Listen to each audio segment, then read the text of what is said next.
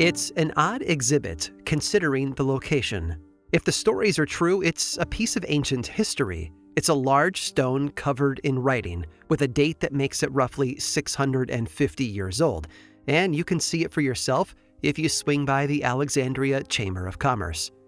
It's not just ordinary writing, though. No, this stone is thought to contain a record of an event that happened, a sort of memorial, if you will. According to the writing on its cold gray surface, 30 Scandinavian explorers had set up camp for the night in the area, only to meet a grisly end. It seems that a few of them headed out fishing one day, only to return and find 10 of the men who stayed behind dead and bloody. And just as we might build a monument to fallen soldiers today, they had set up a record of their own small tragedy. But here's the truly mysterious part of the stone. It wasn't found in Sweden or Ireland or anywhere else in Europe. No, this Viking stone from 1362, covered in runes that capture a dark tale, was discovered in 1910 in western Minnesota. The farmer who uncovered it, as well as the community who surrounded him, named it for the nearest town, which is why, even today, it's known as the Kensington Runstone. As you'd imagine, a claim that wild has been hotly debated for well over a century. The idea that Vikings, those marauding seafarers of the medieval world, had somehow navigated a complex series of lakes and rivers all the way from the northeast of modern-day America to the landlocked state of Minnesota. For most historians, it's pure fantasy. But the Kensington Runestone does contain one bit of truth. A landscape doesn't technically have to be ancient to contain a multitude of amazing legends. Even in the middle of the United States, where old buildings look like new constructions compared to places like Europe, there's a rich trove of story for us to explore.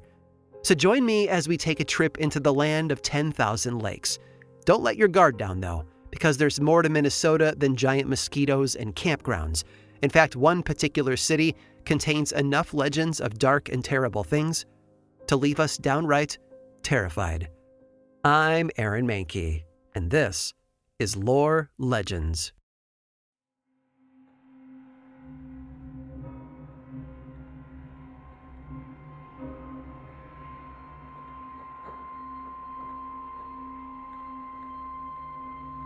Duluth, Minnesota isn't really a very big place. With a population of 90,000 people, you would never guess that it was once home to some of the richest men in the country. In fact, people have claimed that at one point, Duluth had more millionaires per capita than any other city in the U.S. Unfortunately, that factoid isn't true, but that doesn't mean that their collective wealth wasn't impressive regardless. The number of millionaires in this little town, while not the highest in America, was still staggering. This can all be attributed to the fact that Duluth used to be a major port city. Located right on the tip of Lake Superior, it was in the perfect spot to facilitate trade between Canada and the United States. And when their shipping industry boomed, then local industry as a whole experienced a boom as well. Duluth was a mini industrial powerhouse until the factories began closing in the 1970s. Today, its main attractions are the beautiful views of Lake Superior and a number of historic buildings. And of course, those buildings are said to be extremely haunted. One of the more famous historic sites in Duluth is the Glensheen Mansion. Built in the early 20th century, the Jacobean-style estate was meant to be a self-sufficient paradise away from the more chaotic, crowded cities of the region. Its owners, Chester and Clara Congdon, had wanted a home on the shores of Lake Superior where Clara could escape from nosy neighbors and their 6 children could have a happy childhood. And the Congdon family enjoyed that peaceful life in their mansion until Charles died of an illness in 1916. At the time of his death, he was thought to be the wealthiest man in Minnesota, which means that he had plenty of money to leave to his grieving widow. That money kept Clara comfortable, allowing her to live out the rest of her life in the home that she loved so much. After her husband died, Clara stayed in the Glensheen Mansion until her own death at the age of 96 years old. Her sole companion through the latter half of her life was her daughter Elizabeth, who had dropped out of college when her father died so that she could stay with her mother. After Clara was gone, Elizabeth stayed at Glensheen until she too died in the mansion just like her mother had. Although, unlike her mother, her cause of death was far from natural. You see, in 1977, Elizabeth and her night nurse Velma were murdered in cold blood. It was eventually discovered that one of Elizabeth's own adopted daughters, Marjorie Caldwell, was behind the murder. It wasn't even the first time that she had tried to kill Elizabeth. Only a few years prior, she had hid a lethal dose of sedatives in Elizabeth's marmalade. So clearly a very well-adjusted family dynamic, right? But the property lived on. After Elizabeth had been killed, the Glensheen mansion went to the University of Minnesota, and only 2 years after that, it was opened as a historic home that offered guided tours.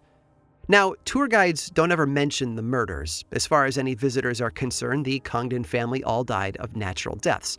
Still, that hasn't stopped rumors that the estate is haunted. According to witnesses, the lights flicker on and off of their own power.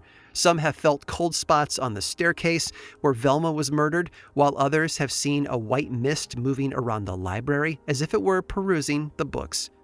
This might be a haunted house, and 2 lives may have been cut tragically short within its walls, but the Glensheen mansion was so much more than that. For decades, it was a beloved home. This was where a family laughed together and cried together, where they broke bread together, and where they comforted each other. Elizabeth and Velma may have been murdered, but that act of violence didn't define this house. It was, at its heart, a place of love and belonging. And when it comes to paranormal experiences at the Glensheen mansion, the most commonly reported one isn't scary at all. Visitors feel an overwhelming sense of happiness in both the living room and the children's bedrooms, as if there were someone else there who was having a great time. It's the polar opposite of most ghost stories, but when a house is a true home in every sense of the word, even the strongest memories won't be attached to tragedy. They will be attached to memories of happiness and love.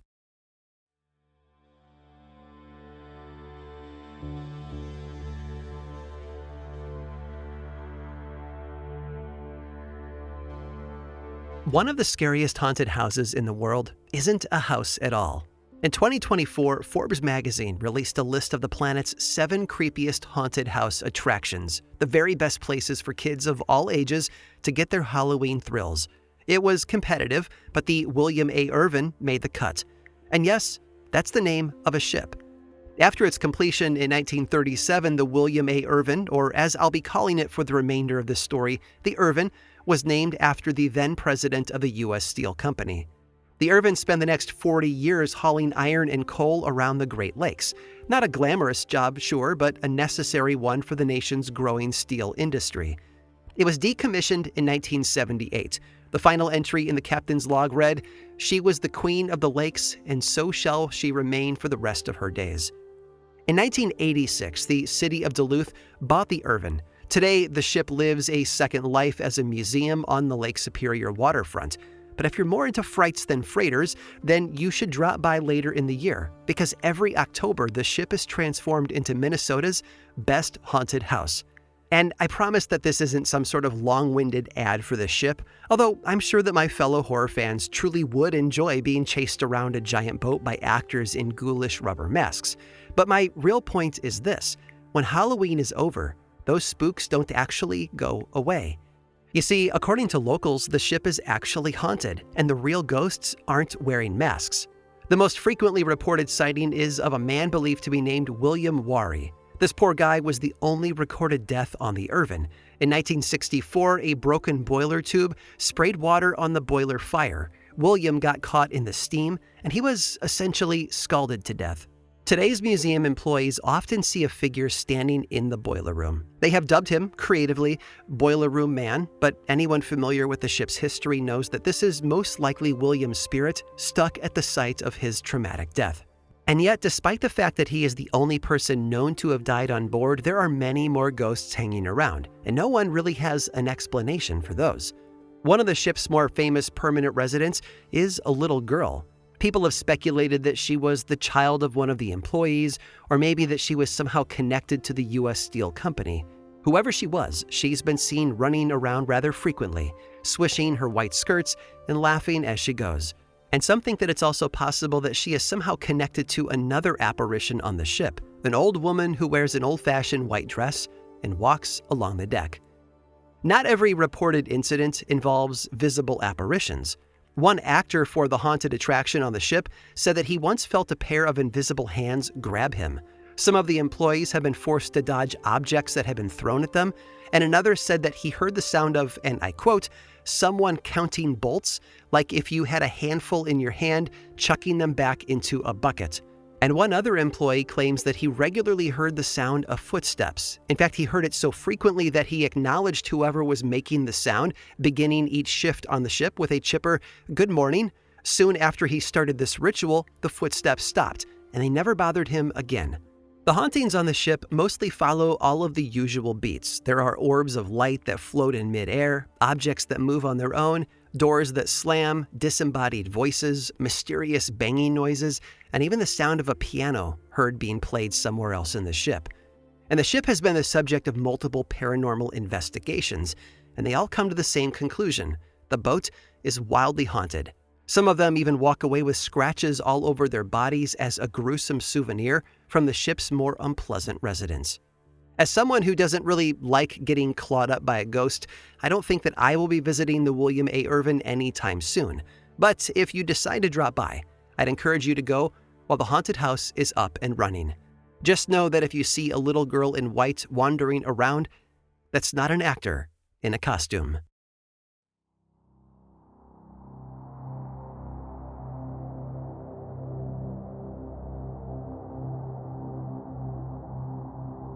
There once was a time when every town with a substantial population of wealthy people felt that it needed an opera house, and Duluth was no exception. In October of 1889, Duluth opened a brand new theater called the Temple Opera House.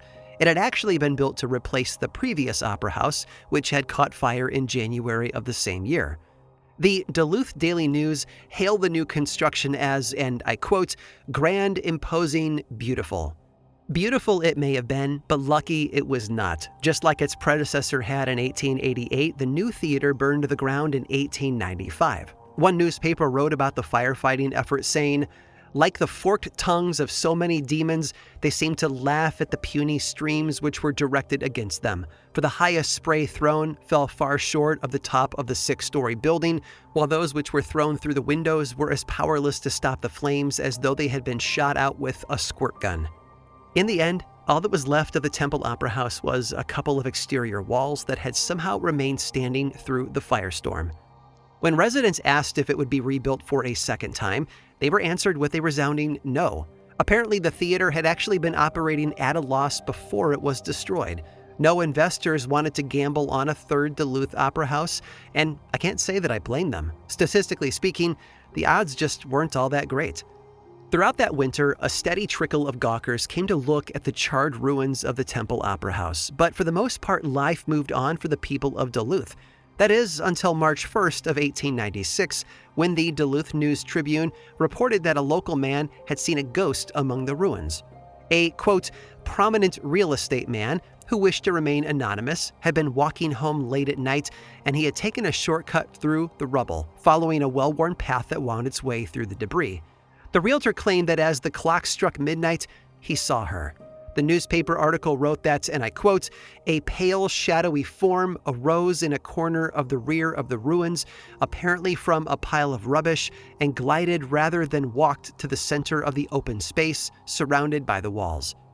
The realtor actually thought that she was trash at first, just some paper and ash blowing through the wind. But then he realized that the trash was actually a stunningly beautiful woman. With long black hair, creamy white skin, and a silk nightrobe wrapped around her body, she looked like an opera diva who had just been called out of her dressing room. According to the article, the man approached her, but before he could get too close, she faded into nothing. Thoroughly spooked, the realtor ran for it. He was so frightened when he arrived home that he didn't tell his wife or children about what he had seen in case they laughed at him. But the next morning, his wife asked about the ghost anyway. It seems that he had talked in his sleep about her, and that had piqued his wife's curiosity. So, over breakfast, he told his family about what he had experienced the night before. Unfortunately, his initial instinct was correct. They did indeed laugh at him, but they wouldn't be laughing for long. That night, his sons went out to the Opera House ruins to investigate the matter for themselves, and at midnight on the dot, they saw her, the ghost of the Opera House. The realtor claimed that since then, another 20 people had also seen her, all of whom were of sound mind. The newspaper seemed inclined to believe him too, speculating that the ghost may be trying to reveal some kind of nefarious plot. Maybe this ghost knew the true cause of the fire that destroyed the theater, or perhaps she herself had been a victim. It's just that, well, somehow they forgot to bring up the fact that the fire had happened long after the opera house had been emptied, and that no human remains had ever been found in the rubble. Over the next several nights, ghost fever in Duluth reached a fever pitch. After the newspaper article was published, locals started waiting at the opera house every night to see the beautiful ghost. One journalist reported that for a few nights, over 300 people showed up, most of whom, funnily enough, were men. Every night, someone would exclaim that they had seen her, and then the men would begin throwing bricks at the spot where the apparition had allegedly popped up. It's unclear what their goal was here, but they did it every night, several nights in a row. Maybe they wanted to scare the ghost away, or perhaps it was the grown-up version of pulling a pretty girl's pigtails, or maybe none of them knew what they were doing. It's totally possible that the bricks were the result of a mindless mob mentality. Whatever the real reason, the crowds and destruction became an attraction of their own, drawing in another kind of observer. Because soon enough, that eager audience of men was joined by the police.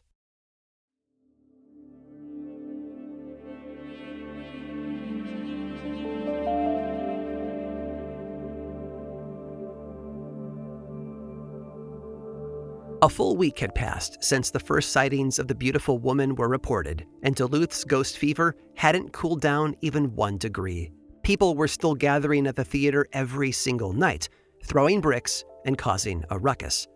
So when a young man ran up to a group of police officers at 9 p.m., telling them that he had seen the opera house ghost, they believed him, and they took off running for the ruins. The officers weren't actually all that eager to see a ghost. In fact, they were terrified. In no way had they signed up for ghost hunting when they joined the police force. But this spirit was disturbing the peace, and it was their job to handle that. With heads held high, they bravely ventured into the ruins, doing their best to ignore their racing hearts and their sweaty palms. So it's no surprise that when they saw a dark figure lurking in the corner, they acted impulsively. Dropping into a crouch, the officers grabbed as many bricks as they could from the ground, chucking them towards the shadow. They only stopped when the figure fell over, hitting the floor with a hollow thud. Their target hadn't been a beautiful ghost woman. It hadn't even been a real woman. It seems the police had launched an assault on a piece of wood. Apparently, some trickster had put a wooden Native American statue inside the opera house ruins and covered him with a white shirt, and the poor officers had fallen for it. Thankfully, the city of Duluth eventually lost interest in their mysterious ghost, and significantly fewer bricks were flung around in the ensuing months. As for the opera house itself, it never really came back. But today there's an operational theater standing where it once did. I'm not sure if the beautiful ghost has stayed through all the changes, but if anyone sees her, then you know what to do. All you'll need are a few bricks.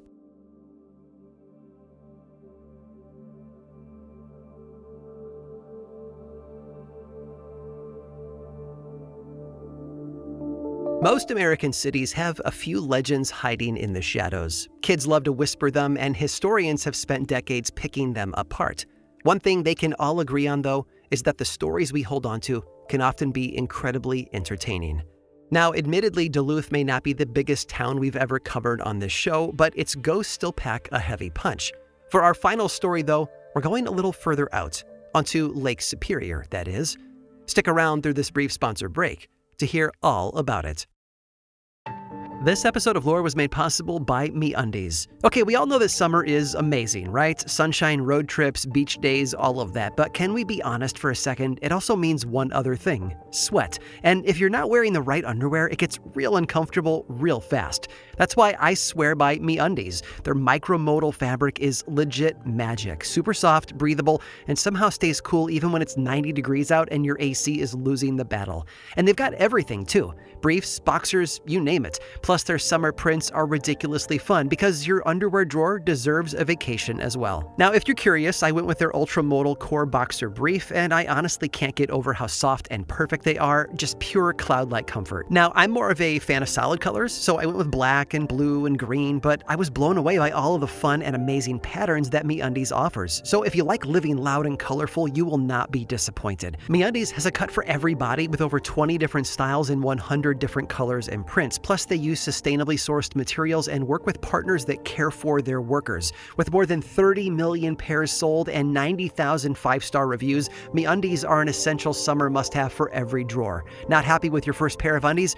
It's on MeUndies. Right now, as a listener of this show, you can score sizzling summer deals like up to 50% off at MeUndies.com/lore. Enter the promo code LORE. That's MeUndies.com/lore, promo code LORE for up to 50% off. MeUndies, comfort that's made for summer. This episode was also made possible by Simply Safe. What does feeling safe at home really mean to you? For a long time, I thought that it was enough to have good locks and maybe an alarm that would, make a lot of noise if someone actually broke in. But after people close to me were broken into, I realized that true security takes more. A system that works to prevent that break-in, that violation of your space from ever happening in the first place. That's why I trust Simply Safe to protect my home and family. It's about security that's proactive, not just reactive. Personally, I love the way Simply Safe uses technology to empower me to stay connected to my property. It gives me the confidence that everything is taken care of and safe. Most security systems only take action after someone breaks in. That's too late. Simply Safe's new Active Guard outdoor protection helps stop break-ins before they happen. Their AI-powered cameras and live monitoring agents detect suspicious activity around your property. If someone's lurking, agents can talk to them in real time, turn on spotlights, and call the police, proactively deterring crime before it starts.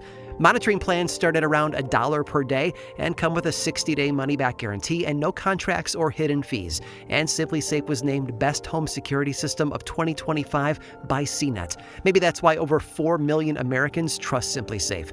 Visit simplysafe.com/lore to claim 50% off a new system with a professional monitoring plan and get your first month free. That's simplysafe.com/lore. There's no safe like Simply Safe. This episode was also made possible by Acorns. Did you know that your money could grow on its own? No, it is not magic, it's compounding. And when your money makes more money, then that money makes even more. Acorns makes it easy to give your money a chance to grow. Acorns is the financial wellness app that helps you invest for your future, save for tomorrow, and spend smarter today. Acorns makes it easy to start doing more with your money. In fact, you can start automatically investing with just your spare change. You don't need to be a financial whiz. Acorns puts your money into an expert-built portfolio to make sure that you're investing wisely, not wildly. Plus, Acorns can support your money goals in life: a new car, a first home, investing for your kids, saving up for retirement, and so much more. Acorns even has a checking account that automatically invests for you and emergency fund that grows your money.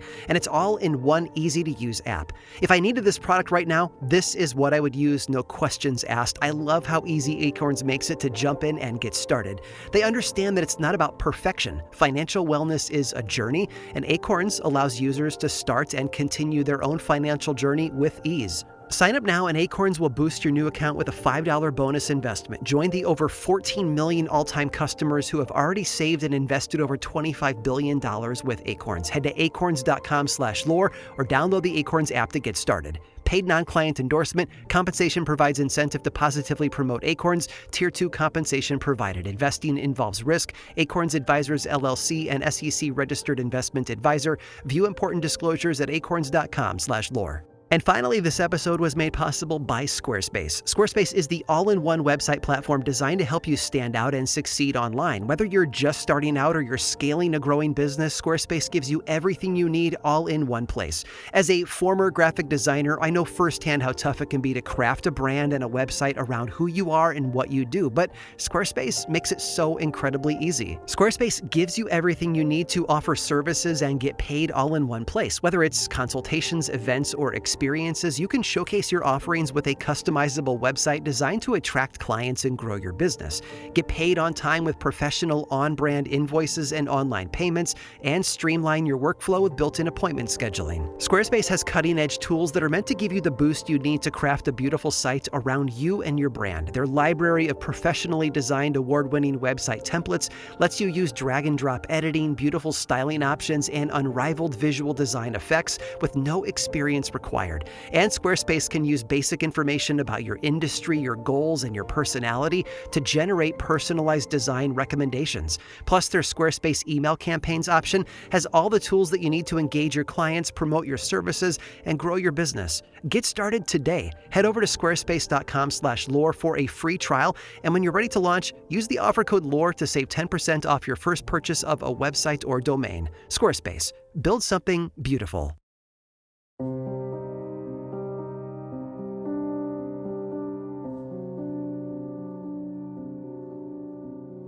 When most people imagine a lake, they probably think of somewhere that's calm, where the opposite shoreline is clearly visible. Lakes, as we imagine them, are meant to be the kind of place where you go tubing and cliff diving in the summer. The Great Lakes, though, are a completely different animal. They're more like tiny oceans. Unlike most lakes, no one should be trying to cross these vast stretches of water in little motorboats. They go so deep that their depths are more akin to an ocean, and their currents can become just as strong as those on the Atlantic, particularly during a storm. Lake Superior generally has the tallest waves out of all the Great Lakes, with swells that can reach over 30 feet high, about the same height as a 3-story building. So it's no wonder that so many ships meet their end in those turbulent waters. Ships like the Bannockburn. On November 20th of 1902, the Bannockburn left Ontario, loaded with 85,000 bushels of wheat. It was a standard cargo, and the ship was going along a standard route, just a totally routine trip across Lake Superior. The crew of 20 men would land in Duluth, unload the wheat, and then head back to Canada. It was that simple. But nothing about this voyage went the way it was supposed to. Just a day after they set out, a storm descended upon the lake. Soon, the Bannockburn was buffeted between towering waves and 50-mile-an-hour winds. And it wasn't the only one. There were 40 ships on the lake that day, almost all of which got caught in the swell. One crew member from another steamer wrote in his journal that it was, and I quote, "the worst storm of the season." After the storm was over, 39 ships had made it to their final destinations. The Bannockburn, however, never did. Less than a week later, on November 26th, newspapers began to print stories about the ship being missing. A few captains who had been out on the lake during the storm stepped forward and claimed that they had seen the Bannockburn out on the water that night, but none had seen her since. Of course, search parties were sent out, but none returned with any evidence of the ship's fate. And then, on December 12th, a life jacket with the name Bannockburn stenciled on it was found floating near the shore in Grand Marais, Minnesota. The jacket was tied tight, as though it had been secured over a body, but there was no body inside of it now. There were only bloodstains splattered along the straps.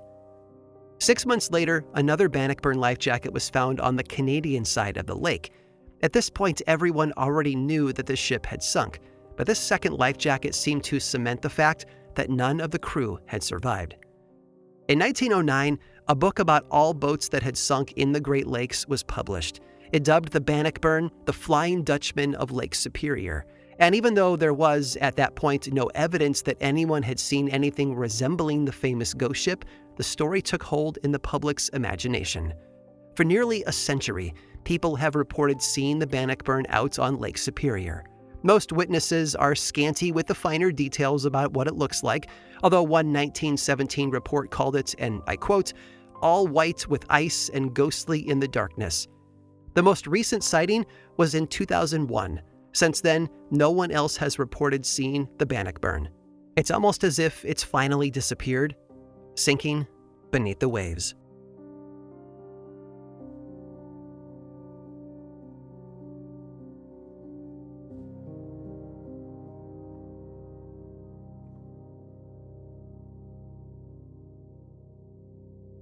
This episode of Lore Legends was produced by me, Aaron Mahnke, with writing by Alex Robinson and research by Cassandra de Alba. Don't like hearing ads? I've got a solution for you. There's a paid version of Lore available on Apple Podcasts and Patreon that is 100% ad-free. Plus, subscribers there also get weekly mini episodes that we call Lore Bites.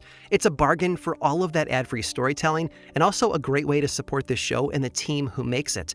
For more information about those ad-free options, head over to lorepodcast.com/support. Of course, Lore is much more than just a podcast. There's the 3-book World of Lore series available in bookstores and online, and 2 seasons of the television adaptation available on Amazon Prime. Head over to lorepodcast.com to learn more about those as well. And you can also follow this show on social media platforms like Threads, Instagram, YouTube, and Blue Sky. Just search for Lore Podcast, all one word, and then click that follow button. And when you do, say hi. I like it when people say hi. And as always, thanks for listening.